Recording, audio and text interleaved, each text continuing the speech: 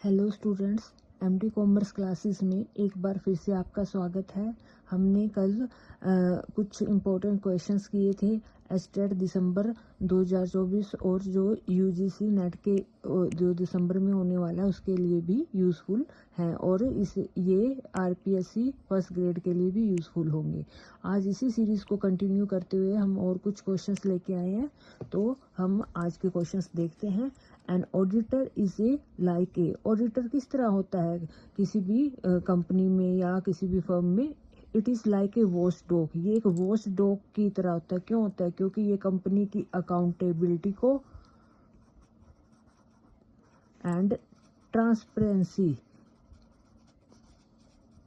के बारे में मैनेजमेंट को ट्रू एंड फेयर व्यू अपना देता है कि कंपनी जो है वो अच्छे से वर्क कर रही है कि नहीं कर रही है, जो फर्म है जो अपने स्टेक होल्डर के इंटरेस्ट में वर्क कर रही है कि नहीं कर रही है, इसके बारे में अपना ओपिनियन देता है और फ्रॉड को डिटेक्शन करने में हेल्प करता है। तो इसको हम एक वॉच डॉग के नाम से कंसिडर करते हैं।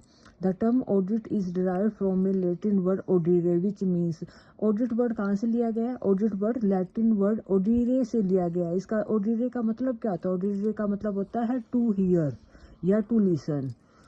Process, next question is process of verifying the documentary evidence of transaction are known as.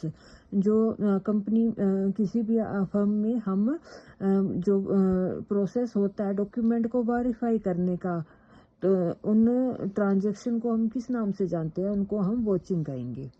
Audit, next question is auditing is compulsory for. Auditing किसके लिए कंपलसरी है? ऑडिटिंग जो है वो सारी कंपनीज के लिए कंपलसरी है। किसके अंदर? जो रजिस्टर है, which are registered under companies act 2013 में जो भी कंपनीज रजिस्टर है उन सब के लिए ऑडिटिंग कंपलसरी है। बाकी की चॉइस होती है, वो करवा भी सकती है, पर जो कंपनीज एक्ट में रजिस्टर है, चाहे वो ओल्ड में हो जैसे कंपनी 1956 और जो न्यू है उसमें रजिस्टर है, उनको ऑडिटिंग करवाना कंपलसरी है। Next question is the main object of an audit is. जो ऑडिट करने का मेन ऑब्जेक्ट क्या होता है? किस लिए हम ऑडिट करवाते हैं? ऑडिट करने का दो मेन ऑब्जेक्ट होते हैं, एक्सप्रेशन ऑफ एक्सपर्ट ओपिनियन। जो ऑडिटर है कंपनी की क्या कंपनी जो है जो अकाउंट्स है वो ट्रांसपेरेंट है कि नहीं है, इसके बारे में एक्सपर्ट ओपिनियन प्रोवाइड करता है और डिटेक्शन करता है कोई भी फ्रॉड और एरर को, और उनको प्रिवेंट करने में हेल्प करता है। तो इसके ये दो मेन ऑब्जेक्ट हो गए। Next question is concealment of shortage by delaying the recording of cash received is known as. कि अगर हम कोई भी जो कैश रिसीव्ड हुई है उसको कंपनी में के अकाउंट्स में छुपाया गया है, तो उस टर्म को हम क्या नाम देंगे? उसको हम बोलेंगे lapping. The title of AAS2 issued by Council of ICI is। जो AAS2 ICI के द्वारा इशू किया गया है उसका टाइटल क्या है? उसका टाइटल है objective and scope of the audit of financial statements. Next question is lapping is also known as. Lapping जो हमने पीछे किया था, हम टेम्परेरी जो शॉर्टेज ऑफ फंड दिखाते हैं जो हमें रिसीव हुआ लेकिन हम उसे अकाउंट में शो नहीं करते, उसे लैपिंग कहते हैं। और लैपिंग का दूसरा नाम क्या है? Teeming and lading. Next question is a sale of ₹25,000 to A was entered as a sale to B. कि एक सेल की थी ए को 25,000 को, लेकिन हमने कहाँ एंटर कर दी? बी के अकाउंट में एंटर कर दी। ये किस चीज़ का एग्जाम्पल है? ये एग्जाम्पल है error of commission. Error of commission क्या होता है? एरर ऑफ कमीशन होता है रॉन्ग अमाउंट से हमने कोई एंट्री कर दी या फिर हमने कोई रॉन्ग अकाउंट में एंट्री कर दी, तो वो एरर ऑफ कमीशन कहलाता है। Next question is goods sent on approval basis have been recorded as credit sale. This is example of जैसे कि हमने कोई गुड्स भेजी अप्रूवल के लिए भेजी, अभी तक वहाँ से अप्रूवल आया नहीं है तो मतलब वो सेल नहीं हुई, लेकिन फिर भी हमने उसे क्रेडिट सेल रिकॉर्ड कर दिया। तो ये किस चीज़ का एग्जाम्पल हुआ? ये एग्जाम्पल हुआ एरर ऑफ प्रिंसिपल का, क्योंकि अभी तक वो सेल हुई नहीं है फिर भी हमने एज ए सेल रिकॉर्ड कर दिया, तो एरर ऑफ प्रिंसिपल।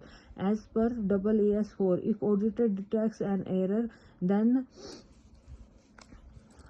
AS4 क्या कहता है कि अगर ऑडिटर को कोई एरर मिलता है अकाउंट्स में तो उसे क्या करना चाहिए? उसको कम्युनिकेट करना चाहिए। किसको? मैनेजमेंट को।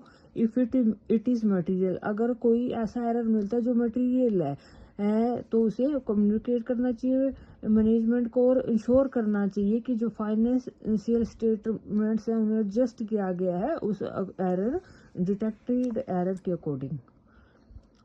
Next question is internal audit is undertaken.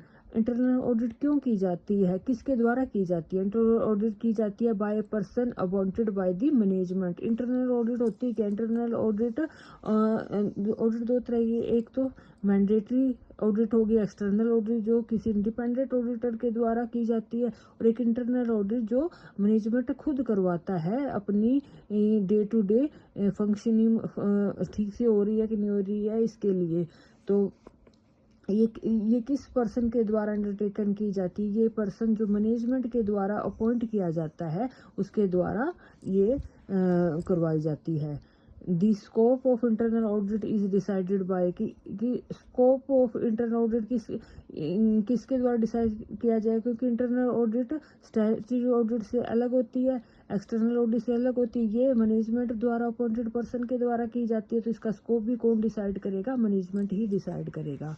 Audit of bank is compulsory of, जो ऑडिट बैंक की ऑडिट है वो कंपल्सरी है किसके लिए?